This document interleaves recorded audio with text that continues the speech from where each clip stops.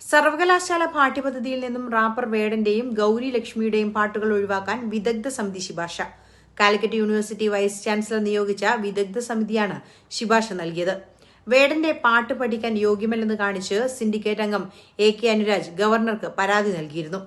കാലിക്കറ്റ് സർവകലാശാലയുടെ BA മലയാളം 3ാം സെമസ്റ്ററിലാണ് വേടന്റെ പാട്ട് ഉൾപ്പെടുത്തിയിരിക്കുന്നത്. മലയാളം വിഭാഗം മുൻ മേധാവി ഡോക്ടർ MM ബഷീറാണ് പഠനം നടത്തി വൈസ് ചാൻസലർക്ക് റിപ്പോർട്ട് സമർപ്പിച്ചത്. കഞ്ചാവ് പോലുള്ള ലഹരി വസ്തുക്കളും മദ്യവും ഉപയോഗിക്കുന്ന താൻ വരും തലമുറയ്ക്ക് തെറ്റായ മാതൃകയാണെന്ന് സ്വയം സമ്മതിച്ച ആളാണ് വേടനെന്നും ഇത്തരമൊരു വ്യക്തിയുടെ പാട്ട് പാഠ്യപദ്ധതിയിൽ ഉൾപ്പെടുത്തിയത് പ്രതിഷേധാർഹമാണെന്നും പരാതിയിൽ സൂചിപ്പിച്ചിരുന്നു. തുടർന്നാണ് VC വിദഗ്ധ സമിതിയെ നിയോഗിച്ചത്.